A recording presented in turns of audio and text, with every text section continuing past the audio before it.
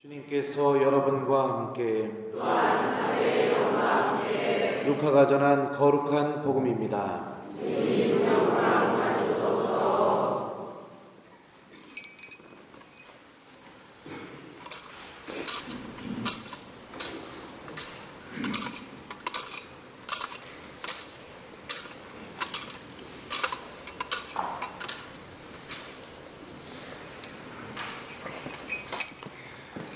그때 지도자들은 예수님께 이 자가 다른 이들을 구원하였으니 정말 하느님의 메시아 선택된 이라면 자신도 구원해 보라지 하며 빈정거렸다.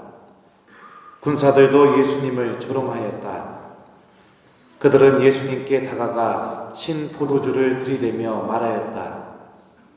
내가 유다인들의 임금이라면 너 자신이나 구원해 보아라.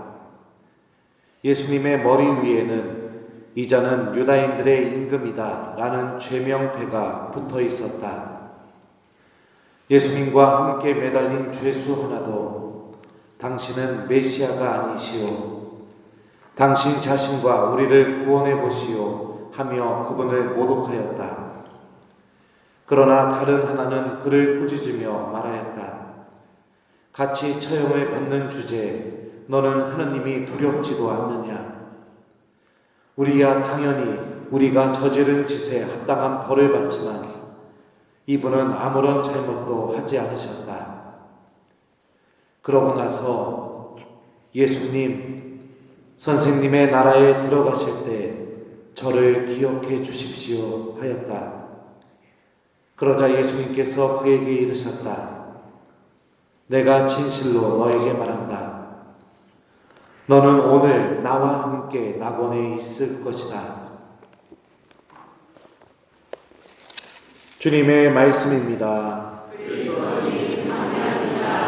보소서 성령님, 내가 진실로 너에게 말한다. 너는 오늘 나와 함께 낙원에 있을 것이다. 안녕하세요. 이제 우리 오늘만 지나면 이제 대림식이고 또 성탄을 준비해야 되는 시기가 다가왔습니다. 예수님의 오심을 이제 잘 준비하셔서 우리 모두 성탄 미사 때 정말 은총에 또 기쁨에 눈물을 흘리면서 같이 미사 봉헌했으면 좋겠습니다. 오늘 그리스도 왕 대축일인데요. 오늘 말씀은 예수님께서 어떤 왕이신지 또 예수님이 왕이라는 게 어떤 의미인지에 대해서 잘 알려주고 있습니다. 오늘 제1독서 말씀을 한번 같이 보겠습니다. 그리고 그들은 다윗에게 기름을 부어 이스라엘의 임금으로 세웠다. 다윗이 기름 부음을 받아서 임금이 되는 장면이 오늘 1독서에 나오고 있습니다. 그런데 사무엘기 상권을 보면 다윗은 이미 기름 부음을 받았습니다. 누구한테 받았을까요? 누구한테 받았을까요? 아무도 몰라요. 이거 맞히시는 분 내가 뭐 해줄까요? 누구한테 받았어요? 하나님한테? 예? 사무엘 누구예요? 그래요, 우리 자매님. 미사 끝나고 나랑 짜장면 먹으러 갑시다. 사무엘에게 기름 부음을 받았습니다. 근데 논리적으로 생각하면 이스라엘의 모든 왕에 대한 정당성은 예언자의 기름 부음에서 나오게 됩니다. 만약 다윗이 사무엘에게 기름 부음을 받았다면 오늘 1독서에서 비춰지는 장면은 필요가 없을 겁니다. 마치 사제소품을 받은 신부님이 사람들이 신부님 사제소품 다시 받읍시다 할 때 아이 저 소품 받은 신부입니다. 받을 필요 없습니다. 라고 얘기하는 것처럼 이미 세례받은 교우들이 신부님이 자매님 세례 다시 합시다 할 때 신부님 저 벌써 영세했어요. 받을 필요 없어요. 얘기하는 것처럼 이미 받을 필요가 없었겠죠. 그러니까 논리적으로 생각하면 다윗은 사무엘한테 기름 부음 받은 적이 없다라고 학자들은 추정하기도 합니다. 제가 로마에서 공부할 때 이 주제로 논문을 써가지고 점수를 굉장히 높은 점수를 받았었습니다. 98점 받았었어요. 근데 중요한 것은 다윗이 사무엘에게 기름 부음을 받았느냐 안 받았느냐 이건 중요한 게 아닙니다. 왕에 대한 정당성의 의심을 받고 있는 그런 다윗을 통해서 하느님께 일하셨다는 점이 더 중요합니다. 부족한 사람이었고 다윗은 살인도 저질렀었습니다. 우리야 죽였었죠. 간음도 했었습니다. 그의 아내와 함께 간음도 했었죠. 우상 숭배도 했었습니다. 하느님이 정한 율법을 지키지도 않았었습니다. 하느님을 시험하려고 인구조사도 한 적도 있었습니다. 성경을 읽어보면 다윗은 누구보다도 나약하고 부족하고 왕이 될 자격이 없는 사람이었습니다. 그런데도 하느님은 그런 사람을 이스라엘의 왕으로 쓰고 계십니다. 왜 그런가? 다윗이 갖고 있었던 좋은 장점 중에 하나가 뭐였냐면 자기가 무슨 죄를 지었는지 알게 되었을 때 바로 그 죄를 인정했다는 점입니다. 제가 주님께 죄를 지었습니다 라고 고백하며 하느님께 진실되게 죄인이었지만 다가가는 모습이 다윗이 갖고 있었던 장점이었습니다. 하느님께는 중요한 문제가 다윗을 어떻게 처벌하는가, 무슨 벌을 주는가, 얘를 어떻게 벌 줘서 완전히 작살내버릴까, 그것이 하느님께 중요한 문제가 아니라는 점입니다. 하느님은 다윗을 어떻게 살릴까, 어떻게 얘가 다시 하느님과 친교를 맺고 은총의 관계에 돌아오게 만들까, 이것이 더 중요한 문제였습니다. 하느님의 왕권은 사람을 벌할 때 드러나는 것이 아니라 사람을 용서해주고 다시 생명을 불어넣어줄 때 하느님의 왕권이 드러나기 때문에 그렇습니다. 다윗의 모습을 통해 진정한 왕은 하느님이시고 하느님은 그 왕으로서의 힘을 용서해 주는 걸 통해서 또 그가 다시 하느님 안에서 일어설 수 있는 걸 통해서 다윗을 끝까지 하느님이 버리지 않고 포기하지 않는 모습을 통해서 하느님이 어떤 왕이신지 우리 이 일독서를 통해서 드러나고 있죠. 하느님의 전지전능한 힘은 죄인을 의인으로 변화시킬 때, 죄가 너무나 많은 사람을 용서해 줄 때, 그럴 때 하느님의 전지전능한 힘이 드러나게 됩니다. 오늘 일독서는 다윗을 통해서 하느님의 왕권이, 하느님의 왕의 힘이 어떻게 우리들 안에서 작용하는지를 느낄 수 있게 도와줍니다. 그리고 오늘 복음은 예수님께서 이런 하느님의 왕권의 모습을 그대로 보여주게 되죠. 예수님과 함께 십자가에 못 박힌 죄수 2명이 나옵니다. 그리고 오늘 복음서에서 보면 사람들은 예수님께 한결같이 같은 요구를 합니다. 이자가 다른 이들을 구원하였으니 정말 하느님의 메시아 선택된 이라면 자신도 구원해 보라지. 내가 유다인들의 임금이라면 너 자신이나 구원해 보아라. 당신은 메시아가 아니시오. 당신 자신과 우리를 구원해 보시오. 십자가에 매달린 예수님께 사람들이 요구한 게 뭐였죠? 공통적으로 요구한 거 뭐예요? 구원입니다. 구원. 10원도 아니고 구원을 요구했습니다. 근데 사람들이 요구한 구원이 뭡니까? 당장 십자가에서 내려오는 게 사람들이 생각한 구원이었습니다. 눈에 볼 정도로 놀래 자빠질 일을 보여주는 것, 그것이 사람들이 생각한 구원이었죠. 그런데 예수님께서는 당신이 주실 수 있는 구원이 어떤 것인지를 오늘 분명하게 보여줍니다. 여러분들 십자가 한번 다 같이 바라봤으면 좋겠습니다. 예수님 지금 빤스만 입고 있죠? 근데 원래 십자가형은요, 빨개 벗겨서 십자가에 못 박히게 합니다. 얼마나 수치스럽게 하겠습니까? 십자가를 메고 걸어가는 그 길 동안 빨개 벗겨서 십자가 짚고 걸어가게 합니다. 십자가 매기 전에는 여러분들도 잘 아는 것처럼 채찍으로 사람을 만신창이를 만들어서 십자가를 지게 합니다. 어떤 사람들이 십자가를 졌을까요? 로마에는 사람을 죽일 수 있는 형벌들이 많이 있었습니다. 이렇게 사람을 수치스럽게 잔인하게 죽일 수 있는 것, 이런 형벌, 어떤 죄를 지은 사람이 이런 십자가를 짊어졌을 것 같습니까? 엄청나게 큰 죄를 지은 사람들이 이런 십자가를 짊어지게 됐었죠. 성서학자들은 십자가를 짊어진 사람들을 보통 노예나 식민지 지배에서 폭동이나 반란을 선동하는 자들, 그리고 잔인한 살인을 저지르거나 이런 사람들이 십자가를 짊어졌다고 합니다. 그렇게 이야기합니다. 자, 그러면 예수님 옆에 같이 십자가를 졌던 죄수 2명은 엄청나게 큰 죄를 지은 사람이라는 걸 알 수가 있겠죠. 그 죄수 2명 중에 한 명이 예수님께 다음과 같이 말합니다. 예수님, 선생님의 나라에 들어가실 때 저를 기억해 주십시오.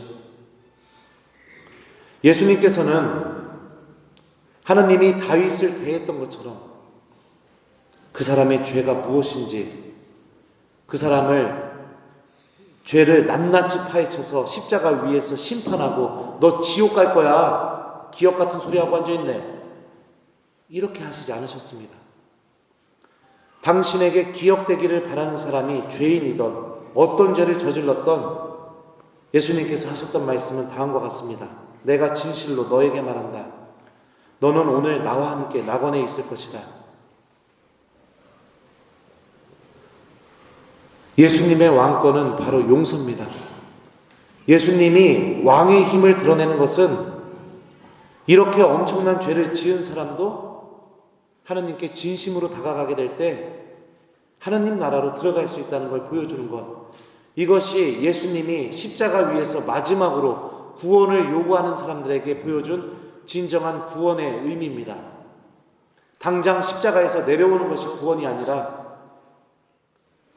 어떤 죄를 저질렀어도 진심으로 하느님께 다가가고, 이렇게 부족한 내가, 이렇게 염치 없는 내가 하느님께 기억되기를 간절히 바라고 그 마음으로 다가가게 된다면 하느님께서는 당신의 전지전능한 힘을 통해서 그 사람을 용서해 주시고 하느님 나라로 인도해 주신다.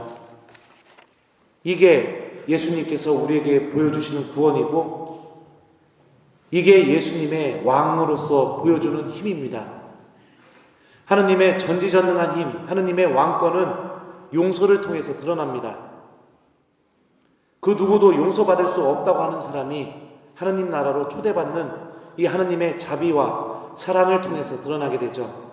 그리고 이런 하느님의 엄청난 힘은 매일매일 고해서에서 그대로 이루어지고 있습니다. 병자성사를 종종 다닐 때 죽음의 위험에 놓인 교우들을 만날 때 눈물이 울컥 쏟아질 때가 있습니다. 언제 그러느냐? 신부님이 전대사를 줄 때 그렇습니다. 나는 교황 성자로부터 위임받은 권한을 가지고 성부와 성자와 성령의 이름으로 누구에게 전대사를 베풀며 당신의 모든 죄를 사하나이다 라고 하면서 임종을 앞둔 우리 교우에게 전대사를 베풀 때 눈물이 막 나려고 합니다. 하느님께서 이렇게 부족한 나를 통해서 당신의 엄청난 힘을 보여주고 계시는구나. 하느님께서 끝까지 바라시는 게 우리 교우들이 하느님 나라로 가기를 바라고 계시는구나. 병자성사 줄 때마다 체험이 많이 됩니다. 며칠 전에도 지금 굉장히 위독하신 우리 자매님 한 분 병자성사 주러 갔었습니다. 병자성사 주고 나서 제가 그 얘기를 했어요. 자매님, 하느님 나라 가시면 예수님한테 본당 신부님에 대해서 잘 좀 말 좀 해주세요.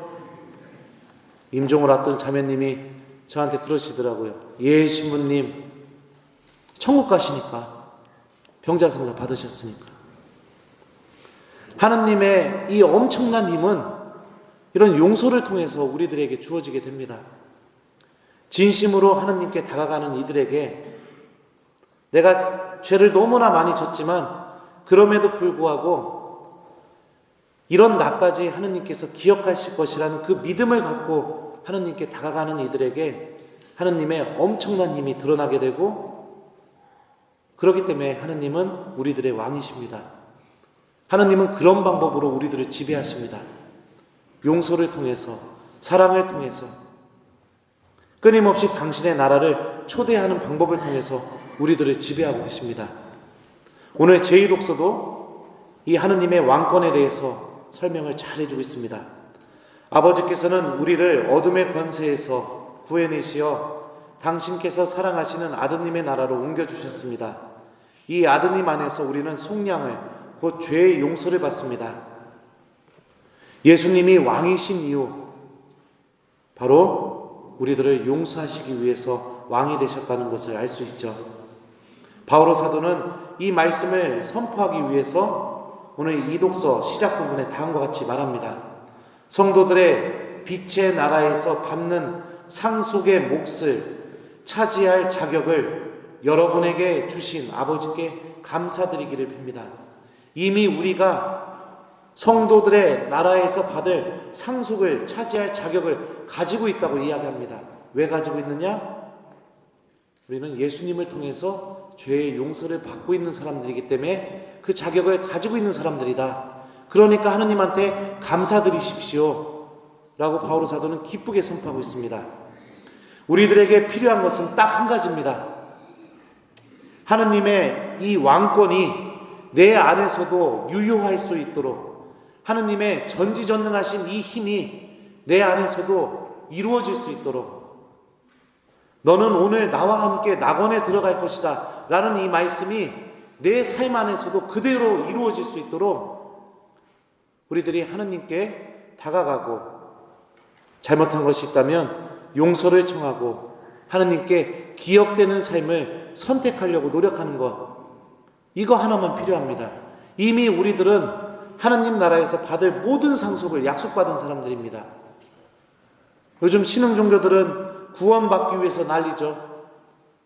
역에서 전단지 돌리고 터미널에서 전단지 돌리고, 친한 친분을 가장해가지고 나에게 친하다고 생각하는 사람들을 잘못된 길로 인도하고, 거기에 대해서 죄의식도 하나도 못 느끼고 있고, 제가 어제 판공성사 주로 온 신부님한테 얘기 들어보니까요, 이제 구원받으려면 특히 우리 젊은 청년들 있죠? 여자 청년들 나가서 몸 팔아가지고 임신해서 그 남자 데리고 와서 신흥종교로 데리고 들어와라, 이렇게까지 하면서 지금 선교를 하고 있답니다. 구원받기 위해서. 예수님이 주시는 구원은 눈에 보일 수 있는 것, 지금 당장 잡을 수 있는 게 아닙니다. 십자가에서 내려와서 우리가 놀래 자빠질 수 있는 거, 이런 거 아닙니다. 보여주셨잖아요. 나와 함께 낙원에 들어갈 것이라고. 이미 약속받았습니다. 그런데 왜 우리는 그들만큼 뜨겁지 못한가? 제가 고민을 해보니까 우리 천주교 신자들이 전단지를 안 돌려서 그런 것 같습니다. 그래서 전원다 내가 구역별로 할당해가지고 대전역하고 터미널에 내보내서 전단지 좀 돌려야 욕 좀 먹고 그래야 이게 신앙심이 더 올라가지 않을까, 그런 생각이 듭니다. 이미 하느님이 여러분들 기억하고 있습니다. 이미 낙원으로 초대하셨습니다. 우리들에게 필요한 건 하느님의 이 힘이 내 안에서도 벌어질 수 있도록 마음을 열고 하느님께 다가가는 것, 이거 하나만 필요합니다. 이제 우리는 오늘 그리스도왕 대축일을 마무리하면서 이제 예수님의 오심을 준비하는 대림시기를 준비합니다. 본당에서는 이제 판공성사가 시작되었습니다. 여러분들, 오늘 말씀이 고백하는 것처럼 용서를 통해서 예수님의 왕권이 드러나고, 용서를 통해서 하느님의 전지전능한 힘이 드러나고 있다는 걸 기억했으면 좋겠습니다. 고해성사를 습관적으로 보거나 부담을 갖고 보거나 보기 싫어하거나 그렇다면 하느님은 내 안에서 아무 일도 하실 수가 없습니다. 이제부터 오늘 선포된 이 말씀을 우리가 좀 믿음으로 받아들이고 하느님과 내 관계를 잘 들여다보면서 판공성사를 좀 잘 준비하는 우리 교우들이 됐으면 좋겠어요. 숙제 주겠습니다.